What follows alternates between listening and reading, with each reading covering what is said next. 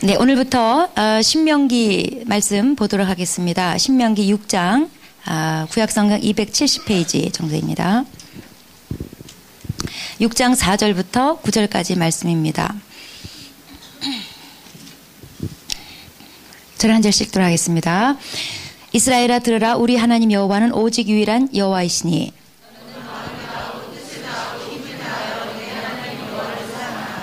오늘 내가 내게 명하는 이 말씀을 너는 마음에 새기고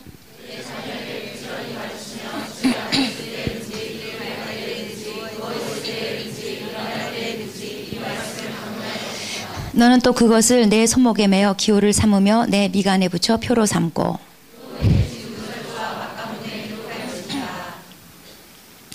네, 신명기 이 책은 모세오경, 그러니까 성경 창세기부터 앞에 5권을 모세오경이라고 합니다. 모세가 저자입니다. 모세오경 중에 5번째 책인데 이거는 모세오경에 대한 결론의 책이다, 이런 별명이 있어요. 신명기 신자가 이게 새로운 신자가 아니고 이야기할 신자입니다. 제가 깜빡 잊어버리고 한자를 비춰드린다는 걸 깜빡 잊어버렸는데 이야기할 신자예요. 그러니까 하나님의 계명을 이야기해 준다.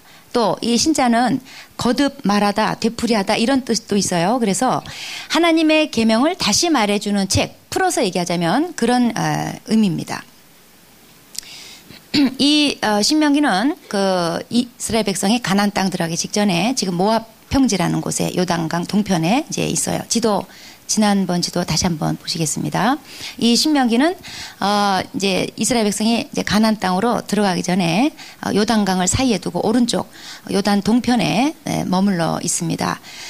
여기서 이제 마지막으로 모세가 이스라엘 백성한테 유언적인 성격으로 설교를 하게 되는데 그것을 모아놓은 책이 신명기입니다. 이거는 이스라엘 백성이 이제 가나안 땅 정복하기 직전에, 그러니까 출애굽 40년째, 이제 이 신명기 1장에 보면은 이 때가 기록이 되어 있는데 출애굽 40년째 11월 1일이다 이렇게 신명기 1장 3절에 기록되어 있어요. 그러니까 이때는 모세가 죽기 한 달 전쯤 되는 때예요. 모세가 이제 이스라엘 백성 신세대한테 고별 설교를 하는 겁니다. 이 신명기는 총 3편의 모세 설교로 모아져 있고, 그리고 이제 맨 뒷부분에 가면은 이제 모세의 죽음과 여호수아 등장에 대해서 이제 부록처럼 이제 추가로 적혀 있어요. 모세는 이 3편의 설교를 통해서 먼저 과거 역사를 회고하고, 그 다음에 이제 각종 율법을 이제 재해석해서 설교해요. 그리고 이제 그 이스라엘 백성의 미래 역사에 대해서 이제 전망하는 그런 내용으로 이제 설교합니다. 그런데 오늘 읽은 이 본문은 모세가 한 2번째 설교의 내용입니다.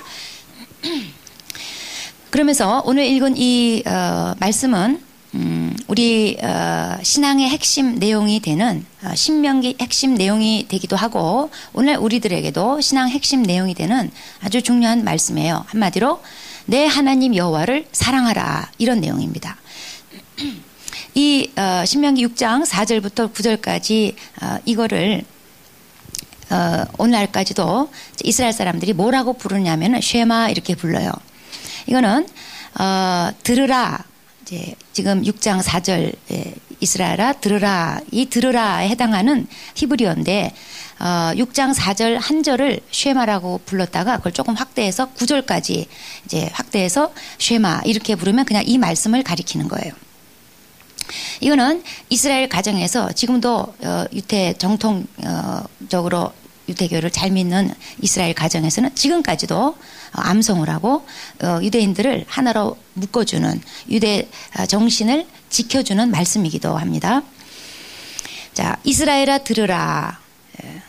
들으라. 이거는 하나님 말씀을 청각적으로 들으라, 이 뜻만 있는 게 아니라 들으라, 이거는 순종하라, 이 말씀을 포함하고 있는 거죠. 예를 들어서 엄마 말 들어라 이러면은 엄마 말을 청각적으로 들어라 이 말이 아니라 내 말 좀 들어라, 순종해라, 이런 뜻이겠죠.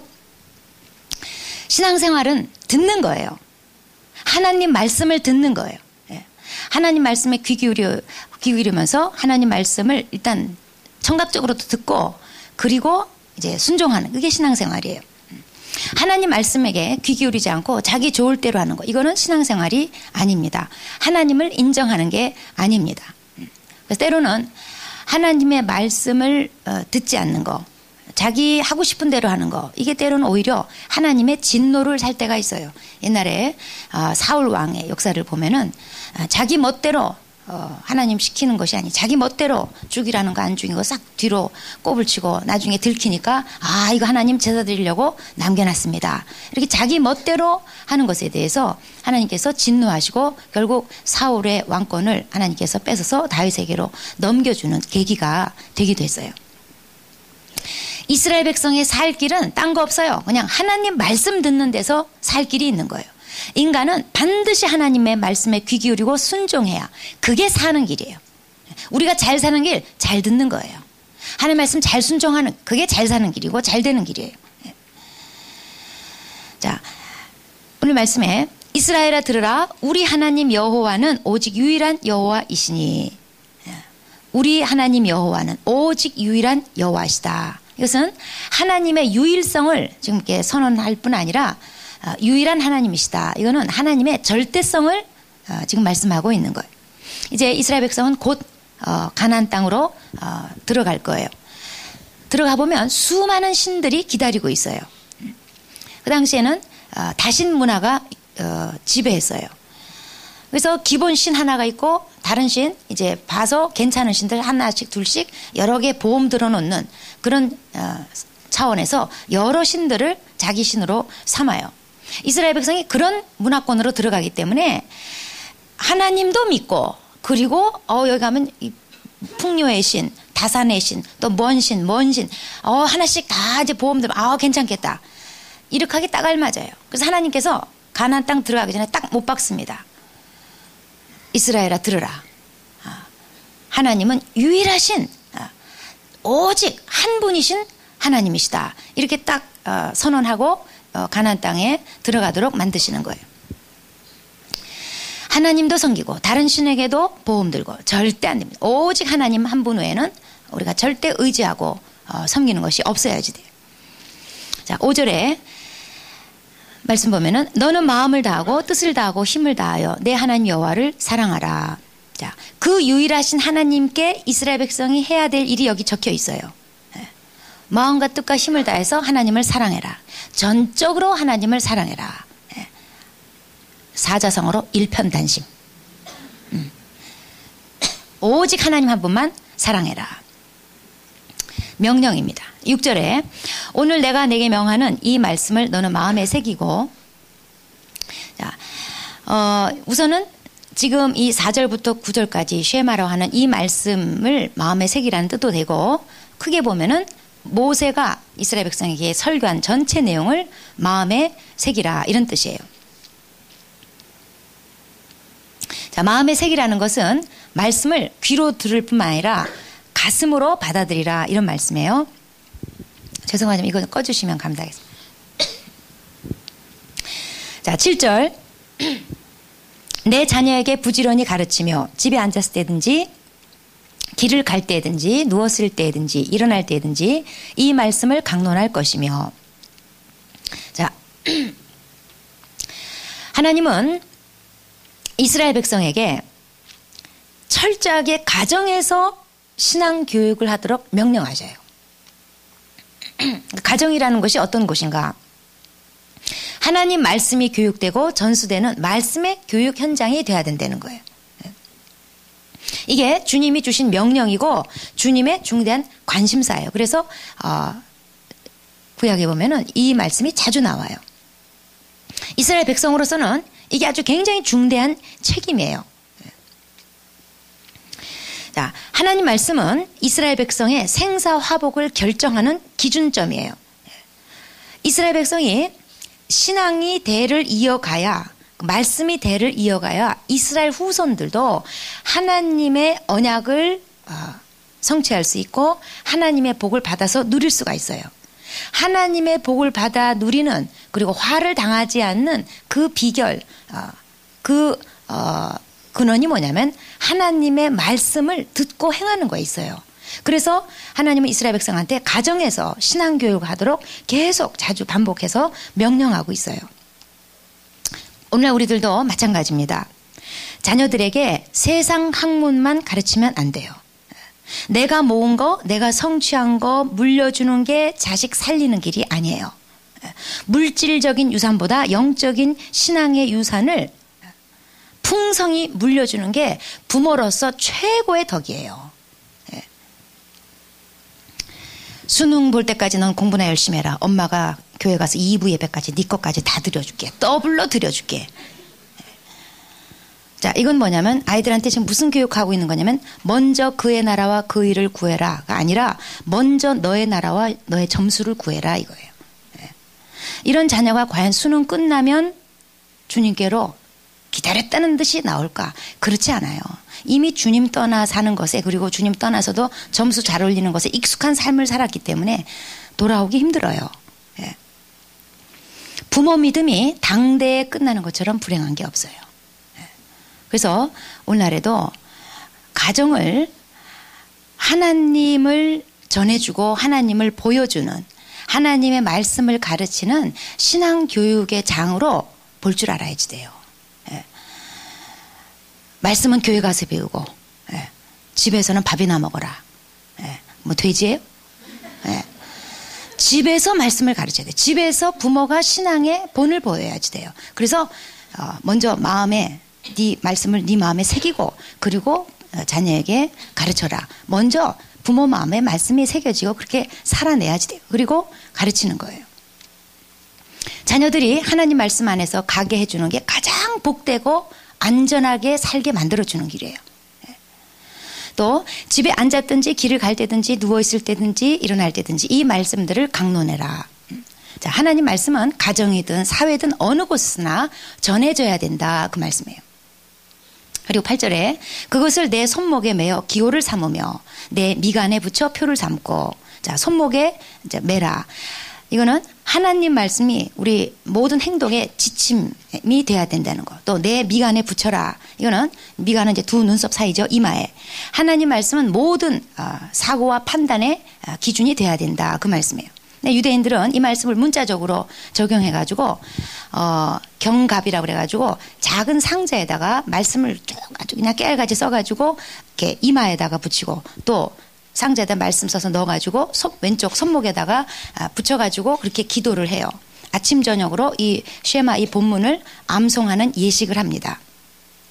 나중에 이제 예수님 시대에 바리새인들이 이제 외식하느라고 남들한테 과시용으로 아주 경문 그 경갑이 상자각을 이따만하게 사과 상자만큼 이따만하게 크게 만들어서 떡하니 붙이고 손목에도요 이따만하게 해서 붙이고 그 예수님한테 혼났어요. 외식한다고. 말씀을 살 생각은 안 하고 써서 그냥 붙이고 상자각만 들고 다니고. 또 9절 보니까 내 집 문설주와 바깥문에 기록할지니라. 항상 생활에 적용하라는 말이에요. 그래도 유대인이 실제로 이 말씀을 이제 적용해가지고 그대로 문자 그대로 문에다가 써붙이고 이렇게 살았어요. 그래서 현대 그 유대인들이 요새는 차량용 문에 붙이는 말씀이 판매가 된대요. 그게 상품화가 돼가지고 뭐 집문만 문이냐 차문도 문이지 이래가지고 차 앞에다가도 붙이는 말씀이 나왔다고 합니다. 자, 이 신명기 6장 말씀, 특별히 이 5절 말씀, 내 하나님 여호와를 사랑하라. 이거는 구약 성경에서 맨 처음 나오는 구절이에요. 그러니까 지금까지는 주로 하나님을 믿어라, 하나님을 경외해라, 하나님 말씀 순종해라 이런 거였어요. 그랬다가 이제 이 믿음의 지평이 머리에서 가슴으로 이제 옮겨오는 거예요. 이 전 세대는 지금 모세가 이 설교를 할 때는 출애굽할 때 나왔던 기성세대는 다 죽었어요. 모세만 남고 다 죽었어요. 그러니까 여호수아 갈렙 빼고는 다 죽었어요. 없어요. 그러니까 그 이전 세대 사람들은 하나님을 믿어라, 경외해라, 순종해라 이런 것만 알고 신앙생활을 마감하고 세상 떠났어요.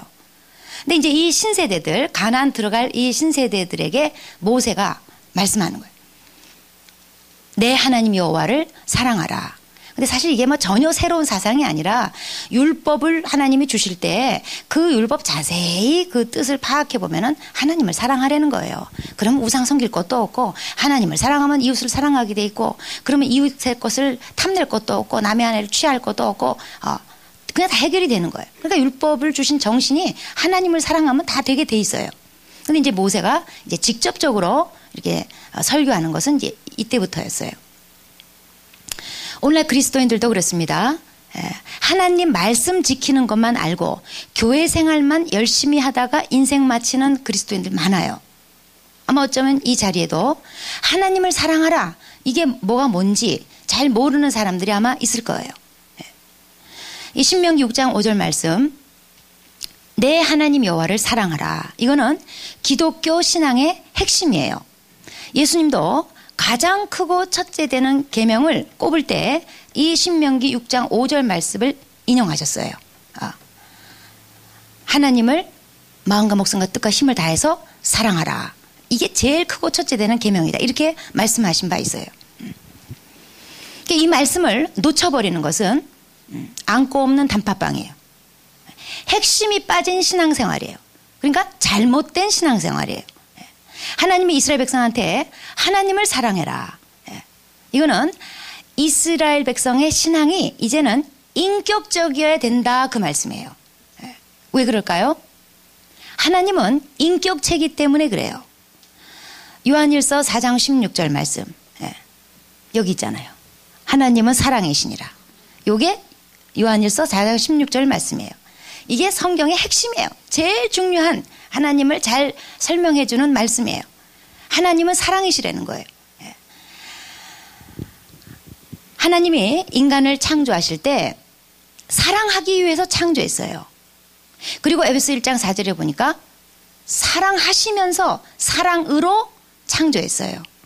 그러니까 하나님이 지구를 크게 여기 안에 꽉 채워놓고, 야 좀 비었다, 뭐 좀 구색을 좀 맞추자, 사람 한번 지어볼까? 그 심심풀이로 지은 게 아니에요. 뭐 장식품으로 지은 게 아니에요. 사람 만들어 놓고 병정놀이, 뭐 인형놀이 이런 거 하려고 하나님께서 창조하신 게 아니에요. 사랑하기 위해서 창조하셨어요. 그리고 사랑하면서 창조하셨어요. 그래서 당신은 사랑받기 위해 창조된 사람이에요. 우리 옆 사람에게, 당신은 사랑받기 위해 창조된 사람입니다.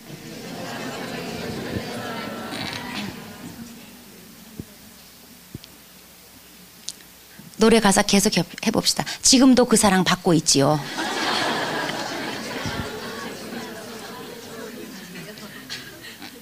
근데 인간이 거역하고 범죄했습니다.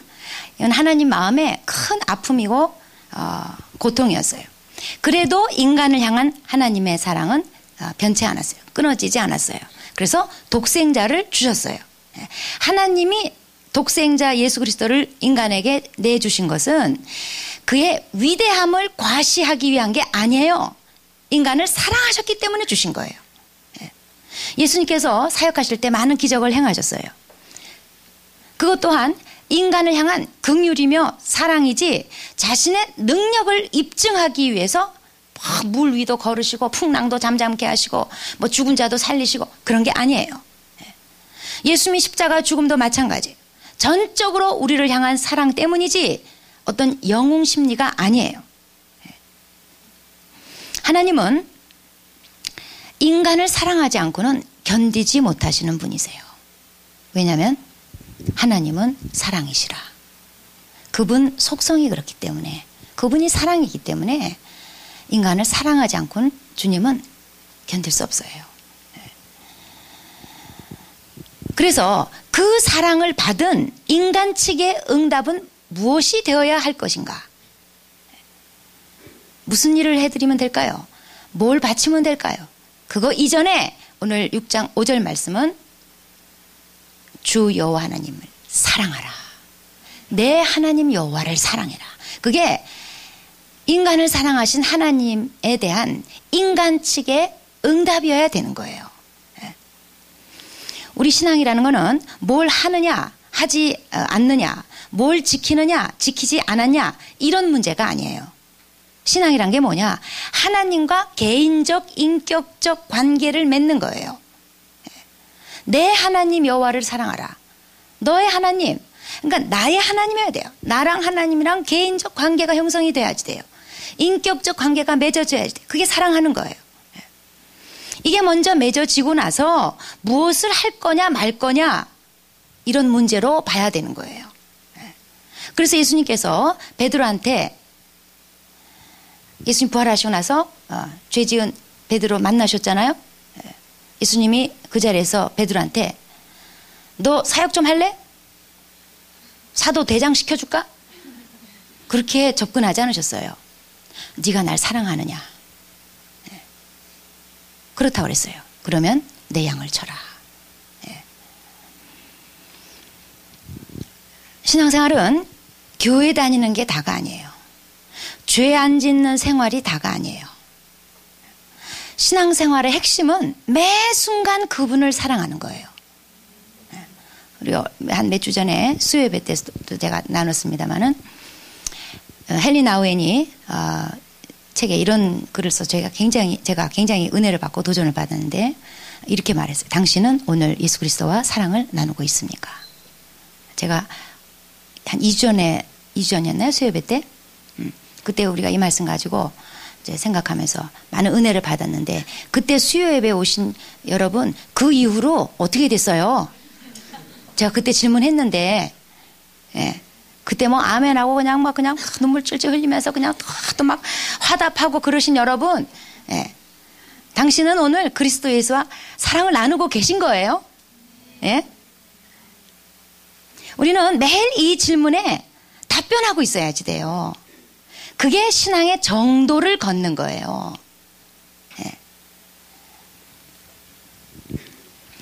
제가 옛날에 미국에서 신학교 다닐 때 중보기도 영적전쟁이라는 과목을 하나 수강한 적이 있어요. 참 잊혀지지가 않는데 그 내용은 하나도 생각 안 나요. 그리고 기도는 사실 한국 사람이 잘하지 미국 사람들 못해요. 우리한테 배워야 돼 기도는. 그래서 내용은 뭐 별 볼 일 없어요. 근데 그 딱 첫 시간에 제가 지금도 잊혀지지 않는 첫 시간에 한마디가 저에게 많은 것을 가르쳐준. 그래서 그냥 그 한마디로 저는 그냥 한 과목 건졌다고 생각해요. 맨 첫 시간에 첫 마디에 그 교수님이 학생들에게서 이렇게 질문했어요. 여러분 기도 왜 하십니까? 그렇게 질문했어요. 그래서 저는 여기 뭔가 굉장히 심오한 뭐가 나올 줄 알고 그래? 기도는 그러네. 기도는 왜 하는 걸까? 답은 뭘까? 그래서 뭐라고 답변을 줄지 제가 굉장히 궁금했어요. 그래서 학생들도 전부 다 이제 가만히 있죠. 제가 보기엔 기도를 안 하기 때문에 가만히 있는 것 같아요. 그냥 가만히 있죠. 근데 그분이 자기가 질문하고 자기가 답을 주기를 하나님을 사랑하기 때문에 하는 겁니다. 제가 그 말을 듣는 순간 띵! 뭐가 확 열리는 것 같았어요. 그렇지. 기도를 해도 찬양을 해도 예배를 드려도 큐티를 해도 뭘 해도 하나님을 사랑하기 때문에 하는 거지. 또 그렇게 돼야지. 저한테 어떤 걸 확 열어주는 느낌을 받았어요. 우리는 교회 생활에 익숙한 것으로 만족해서는 안 돼요. 주님을 사랑하는 것에 익숙한 자가 돼야지 돼요. 하나님 사랑하는 것을 더 배워가야지 돼요. 더 마음을 다하고 더 뜻을 다하고 더 힘을 다해서 하나님을 전 인격적으로 하나님을 사랑해야지 돼요. 제가 옛날에 이사할 때 이렇게 무슨 보따리 무슨 하나를 이렇게 발견해가지고 이렇게 보니까 거기에 우리 아들이 어렸을 때 저에게 바쳤던 반성문들 이렇게 한 보따리가 이렇게 나오더라고요. 그래서 이제 한번 이렇게 쓱 열어봤어요. 뭔가 그랬더니 그의 라이프 스토리가 쫙 펼쳐지더만요. 그 중에 하나가 이런 게 있어요. 나는 오늘 기도를 했는데 엄마한테 혼났다. 왜냐하면 병신같이 했기 때문에 그렇다. 앞으로는 병신같이 하지 말아야 되겠다. 그게 다예요.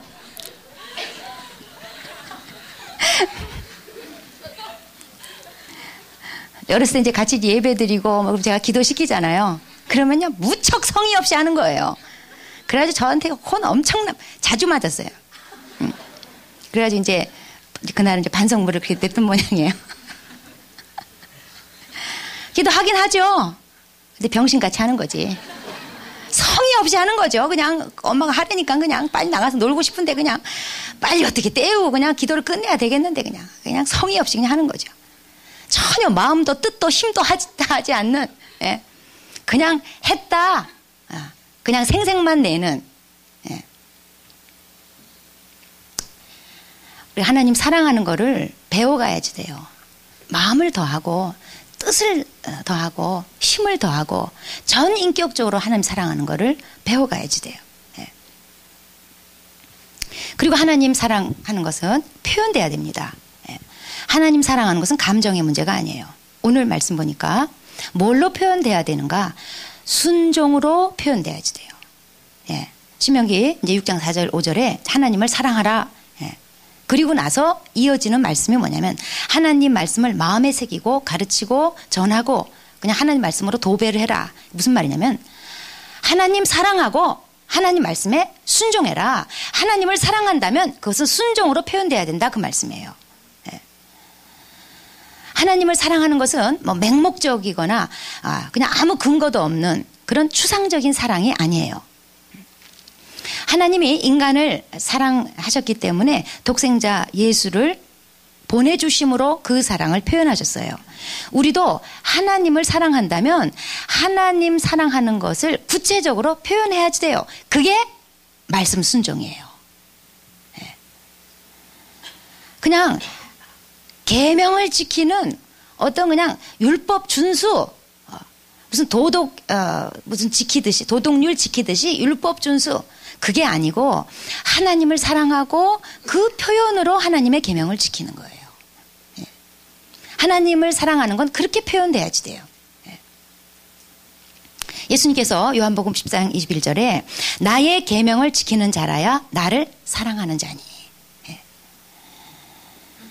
우리는 사랑하는 사람의 부탁을 들어줘요.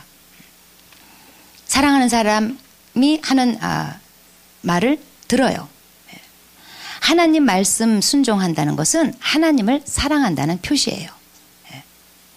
사랑과 순종, 순종과 사랑 이거는 상호 연관성이 있어요. 유기적인 관계예요.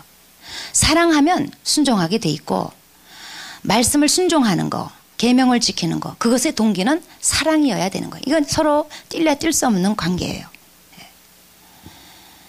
그래서 하나님의 말씀, 하나님의 계명을 내 마음을 다하고 뜻을 다하고 힘을 다해서 지키려고 해야지 되는 거예요. 하나님을 사랑하는 마음으로. 그것이 성경이 우리에게 가르치는 제일 큰 계명입니다. 구약에서도 그랬고 신약에서도 예수님께서 이 신명기 6장 5절 이 말씀이 성경에 가장 크고 첫째 되는 계명이고 정말 하나님을 사랑한다면 그의 계명을 지키는 것으로서 너의 사랑이 표현될 것이다. 예수님의 가르침이에요. 우리 하나님 말씀을 하나님 사랑함으로 지킵시다. 마음과 뜻과 힘을 좀 더해서 하나님 말씀을 지킵시다. 그게 하나님 사랑하는 거예요. 네, 기도하시겠습니다.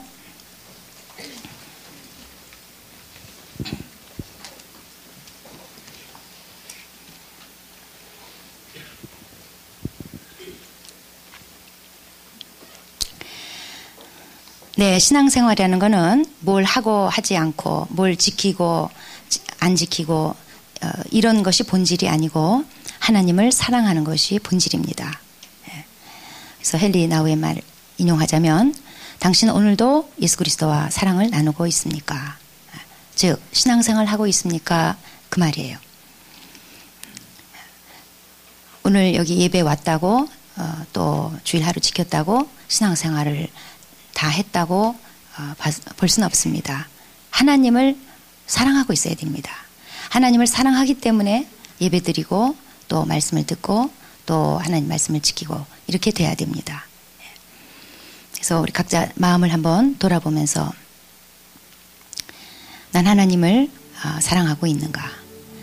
나를 사랑하셔서 아들 예수 그리스도를 아낌없이 내주신 하나님 사랑에 하나님 사랑함으로 응답하고 있는가? 아니면 그냥 신앙 생활, 종교 생활을 하고 있는가? 한번 돌아보겠습니다. 그리고 빗나간 것이 있다면 이제 마음을 다시 하나님 사랑하는 것 초점을 맞추고 하나님, 제가 하나님을 사랑하겠습니다. 그리고 하나님 사랑하는 것 더 자라가기를 원합니다. 더 익숙해지고 더 배워가기를 원합니다. 하나님을 뜨겁게 사랑하고 또 사랑하기 때문에 말씀 순종하는 그런 삶이 되도록 도와주십시오. 기도하시겠습니다.